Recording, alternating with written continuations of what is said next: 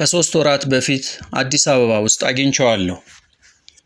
አዲስ አበባ 5 ኪሎ አካባቢ በሚገኘው በተለምዶ ውልና ማስረጃ እየተባለ የሚጠራው መስሪያ ቤት ፎቅ ላይ ከሚገኝ ከአንዱ ቢሮ ደጃፍ ለጉዳያቸው የመጡ ሰዎች መተላለፊያው ላይ ጥግ ይዘው እንደቆሙ ስማቸው እስከሚጠራ ይጠባበቃሉ። ዶክተር ጥላሁን ከቢሮው ውስጥ ባለ ጉዳዮችን በቅልጥፍና የምታስተናግደው አንዲት ትጉህ ሰራተኛ ተጣራች። አቤት ብሎ ገባ ዶክተር ጥላሁን።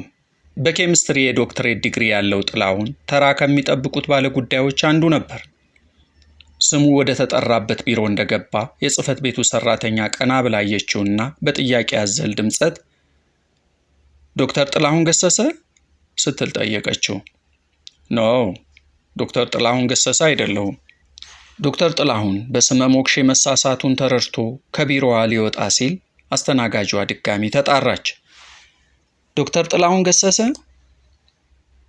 አቤት አለች አንዲት ለቦታው እንግዳ የማትመስል ሴት። ዶክተር ጥላሁን ሲወጣ እርሷ ወደ ቢሮው እያመራች ዶክተር ጥላሁን ስለ ዶክተር ጥላሁን ገሰሰ ሆና አቤት ያለችውን ሴት የዘፋኙን የጥላሁን ገሰሰን ጉዳይ ይዘሽ ነው አላት። አዎ ፎቁን ለመውጣት ስለማይችል እየረዳሁት ነው። እርሱ የት ነው ያለው? ምድር ነው፣ ካፌው ፊት ለፊት መኪና ውስጥ። አረ እሺ ሄጄ ሰላም እለዋለሁ። ይሄኛው ዶክተር ጥላሁን እድገቱ ደብረ ብርሃን ሲሆን በልጅነቱ ጥላሁን ገሰሰን አቶ ፈይሳ ሱቅ ውስጥ ተቀምጦ ብዙ ጊዜ የማየት እድሎችን አግኝቷል። እነሆ አሁን አድጎ ጥላሁን ታች አለ ብላ ልጅቱ ስትነግረው የአቶ ፈይሳ ጎረቤት መሆኑን ጠቅሶ ሰላምታ ሊያቀርብለት በዚያውም ስለ ደህንነቱ ሊጠይቀው ፈጥኖ ወረደ። ይህ የሆነው በየካቲት ወር 2001 ነው። በሰነዶች ማረጋገጫና ምዝገባ መስሪያ ቤት የውክልና ጉዳይ የፈጸሙበት ዕለት እንደመሆኑ ዶክተር ጥላሁን ተስፋዬ ይህን ቀን በፍጹም አይዘነጋውም።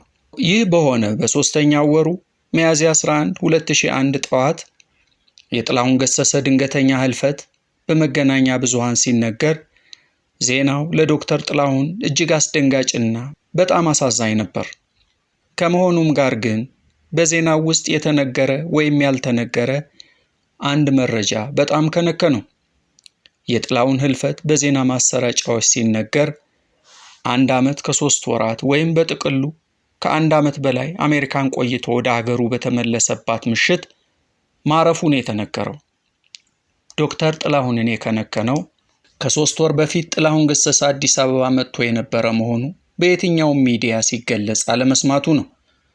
እርግጥ ከ3 ወራት በፊት እርሱ ከጥላሁን ገሰሰ ጋር በአካል ስለመገናኘቱ እንጂ ጥላሁን መጥቶ ለምን ያህል ቀናት አዲስ አበባ እንደቆየ፣ በምን ጉዳይ ላይ ለማን ውክልና እንደሰጠ ወዘተ ምንም የሚያውቀው ነገር የለም።